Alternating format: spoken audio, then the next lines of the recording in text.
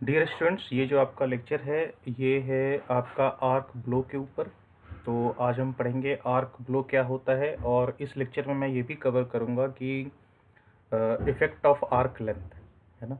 तो ये आपका वेल्डिंग टॉपिक का ही है नेक्स्ट लेक्चर। इसका मैंने 2 लेक्चर दिया है, तो ये इलेक्ट्रिक वेल्डिंग का तीसरा लेक्चर है जिसमें आपका है आर्क ब्लो और इफ़ेक्ट ऑफ आर्क लेंथ। तो सबसे पहले हम समझते हैं कि आर्क ये जो है ब्लो क्या होता है। पहले तो इसको, ये जो ब्लो वर्ड है पहले इसको समझिए।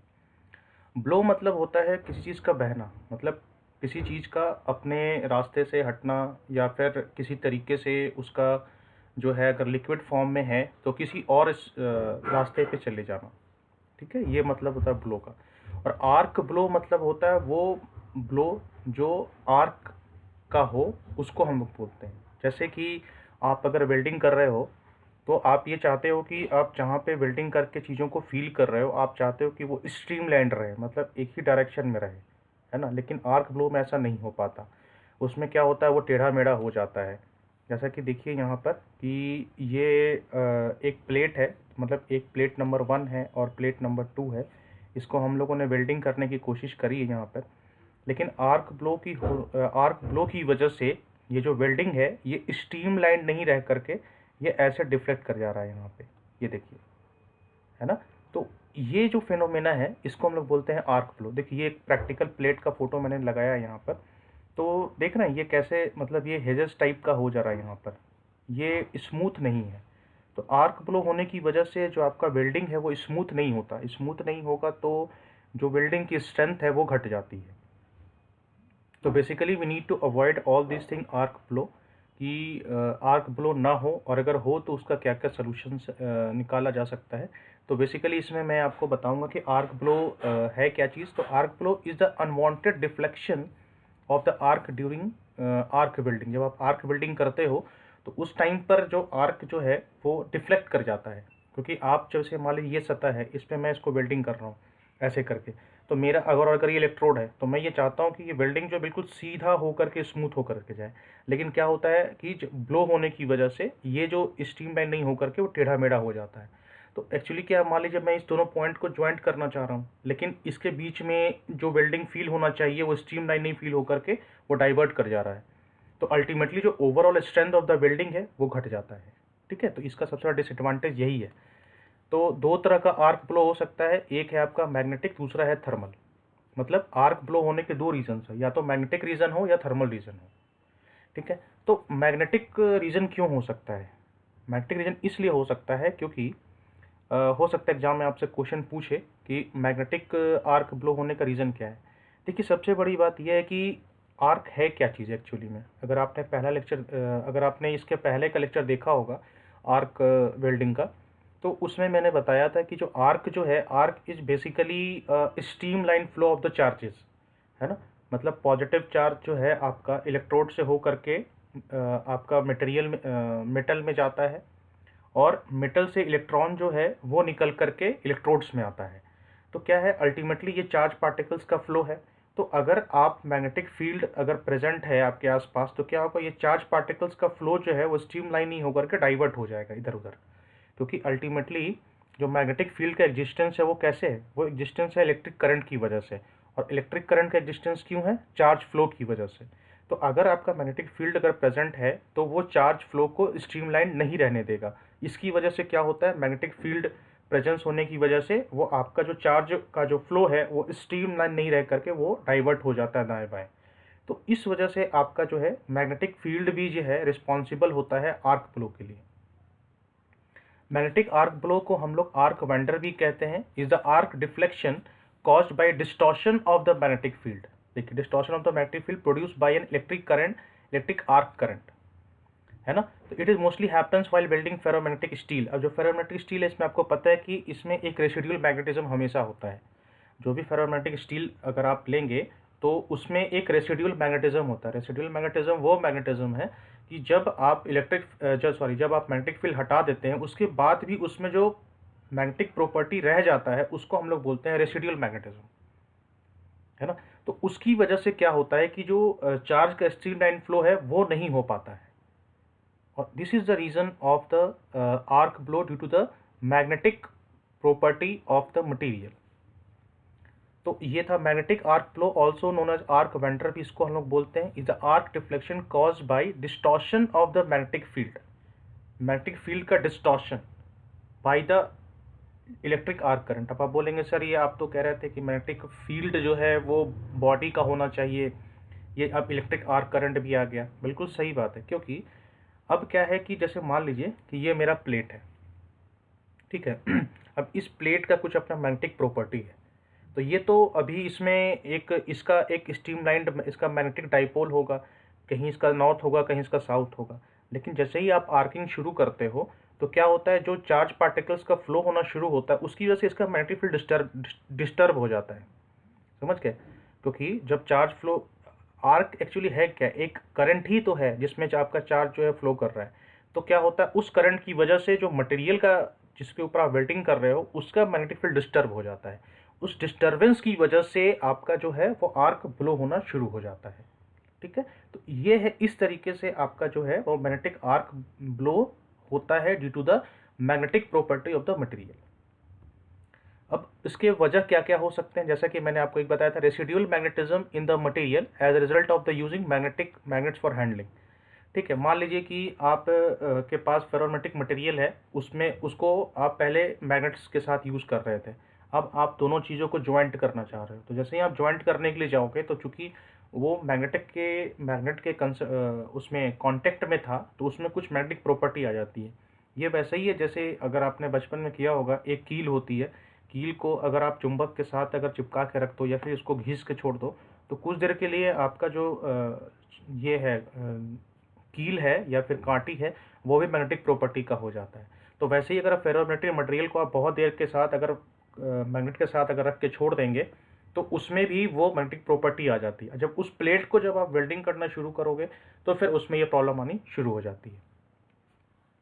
उसके बाद होता है earth magnetic field, for example in the pipeline welding. अब पाइपलाइन वेल्डिंग में क्या होता है कि जो अर्थ, अब चूंकि आप ग्राउंड लेवल में जाते हो तो वहां पर क्या होता है कि अर्थ का जो मैग्नेटिक फील्ड है वो भी इफेक्ट करता है, क्योंकि आपको पता है अर्थ का अपना एक magnetic north pole south pole होता है।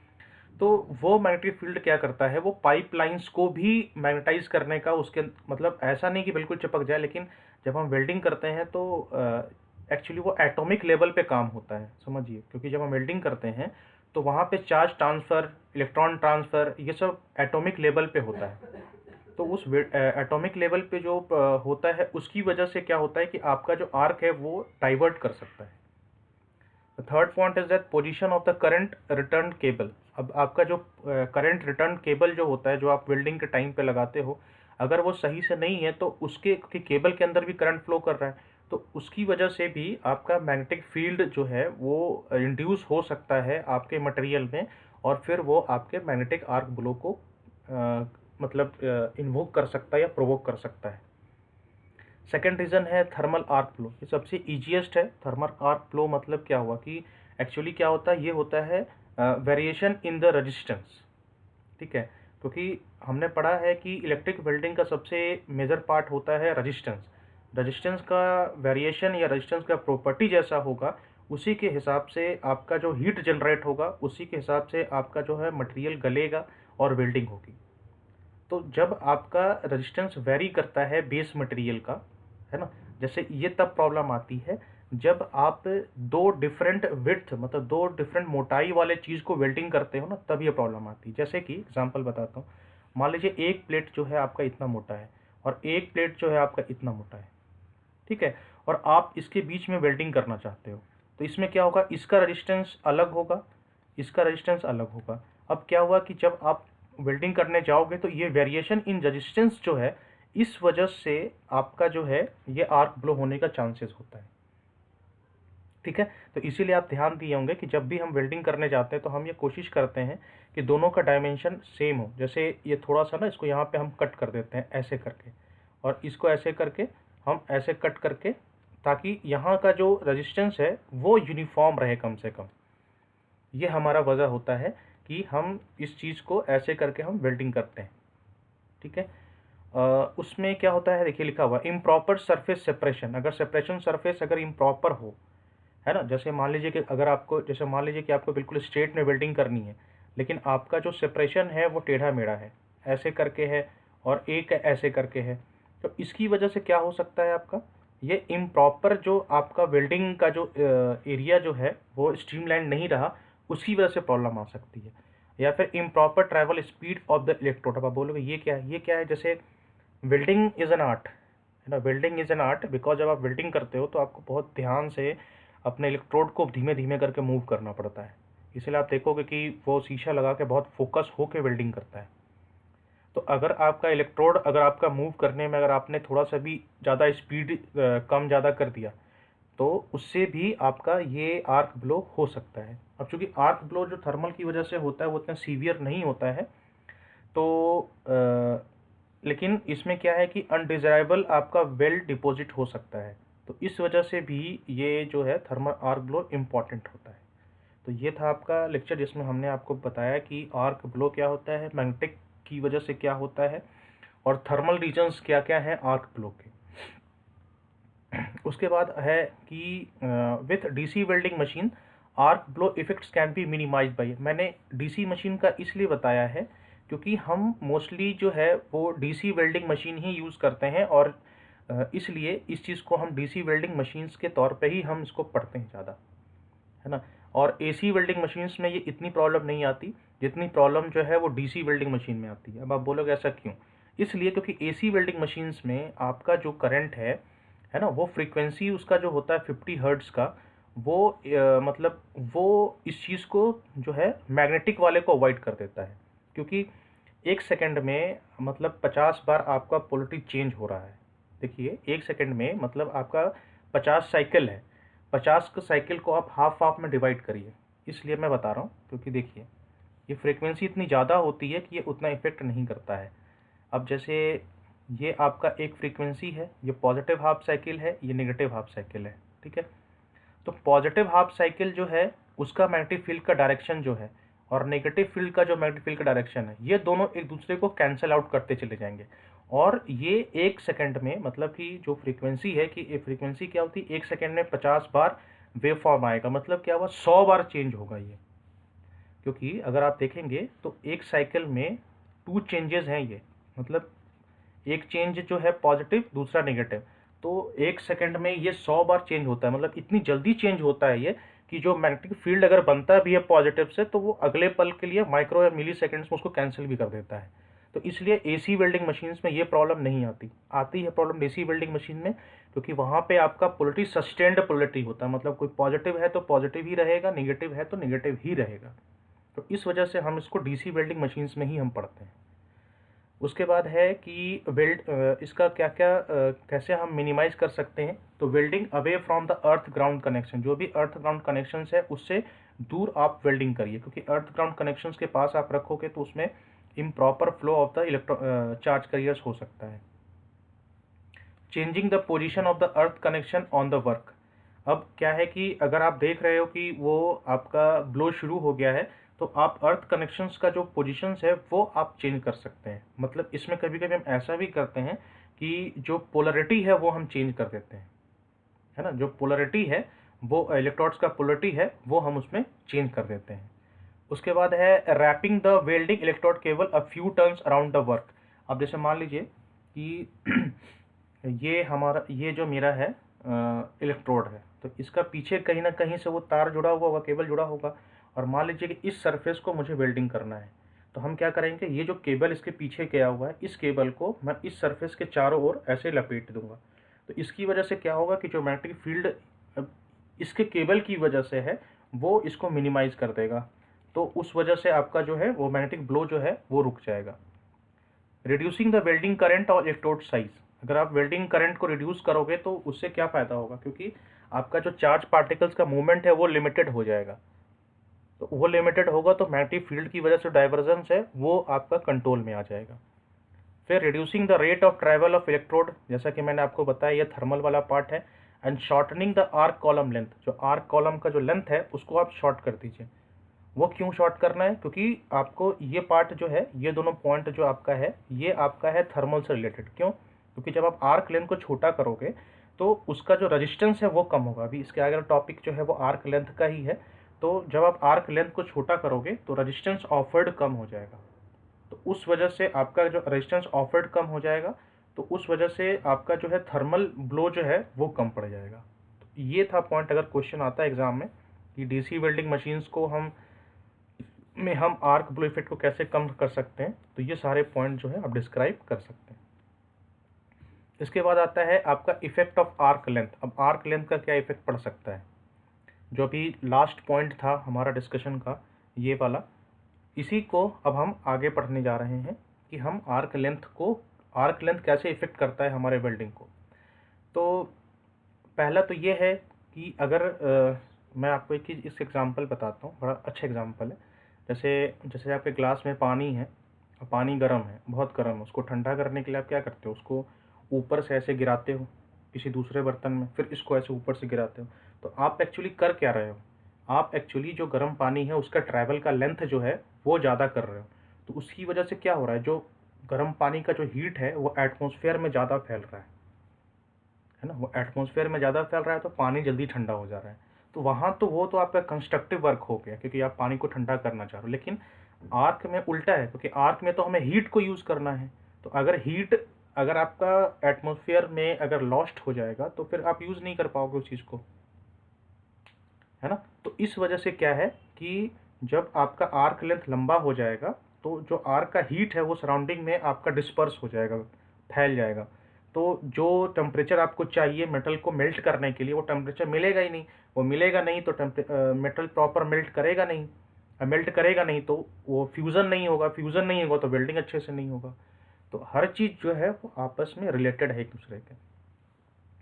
तो large amount of heat is lost into the surrounding area, thus preventing good penetration and fusion, है ना। क्योंकि जब आप वेल्डिंग कर रहे हो तो जब आपका ये गर्म होगा ही नहीं, जब यहाँ सरफेस बनेगा ही नहीं, तो आप इसमें वेल्डिंग कहाँ पे डालोगे, जो इलेक्ट्रोड का वेल्डर मटेरियल है वो कहाँ जाएगा इसमें।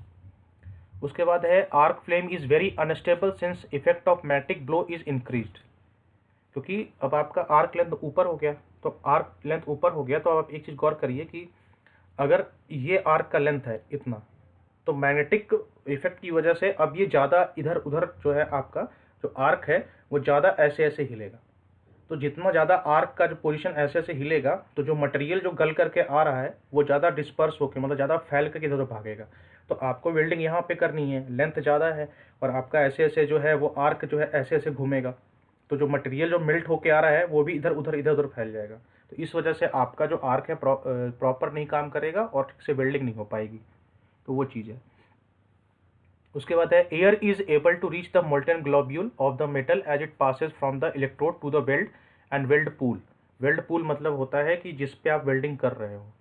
It leads to the contamination of the weld due to absorption of oxygen and nitrogen. अब देखिए, अब आपका क्या है कि अब आपका आर्क लेंथ लंबा हो गया, उसकी वजह से क्या होगा, जो आसपास का जो सराउंडिंग ऑक्सीडाइज्ड करने वाला जो गैस है, ऑक्सीजन नाइट्रोजन, वो आकर के आपका मोल्टेन मेटल के साथ कंबाइन होना शुरू कर जाएगा और वो मेटल ऑक्साइड बनाएगा। और मेटल ऑक्साइड जो होता है वो वीक करता है मेटल को। जैसे जो एक एग्जांपल बताता हूँ, रस्टिंग है, जंग लगना, वो क्या होता है, मेटल का ऑक्साइड फॉर्म है, तो मेटल को कमज़ोर करता है। वैसे ही मोल्टेन जब आप यहाँ पे हीट कर रहे हो और जो भी मोल्टेन फॉर्म है अगर उसमें आर्क लेंथ लंबा है तो जो आसपास का ऑक्सीजन नाइट्रोजन का गैस है वो आकर के इसके साथ कंबाइंड हो जाएगा। कंबाइंड होने के बाद क्या होगा, इसको वो ख़राब करना शुरू कर देगा, तो वेल्डिंग का जो स्ट्रेंथ है वो कमज़ोर पड़ जाएगा। फिर है weld deposits have low strength, poor ductility, high porosity, poor fusion and excessive spatter. देखिए, लो स्ट्रेंथ का तो मैंने आपको बता दिया। पुअर डक्टिलिटी, डक्टाइल मटेरियल क्या होता है, डक्टाइल मटेरियल वो होता है कि जिसको आप मारो तो टूट जाए, उसको डक्टाइल हम बोलते हैं। तो पुअर डक्टिलिटी मतलब क्या होता है, वो जल्दी टूट जाएगा। जैसा कि मैंने आपको बताया, ये पॉइंट ऊपर वाले से रिलेटेड है कि अगर मोल्टेन मेटल में अगर गैसेस पार्टिकल्स अगर मिल गए तो वो क्या होता है, मेटल ऑक्साइड्स बनाएंगे। तो मेटल ऑक्साइड जो होते हैं वो क्या करते हैं, जो जो भी मेटल का जो है पार्ट है उसको कमज़ोर करते हैं। तो पुअर डक्टिलिटी मतलब क्या, उसको आप हथौड़ा मारोगे वेल्डिंग टूट जाएगा, तो वो डक्टिलिटी हो गई उसकी।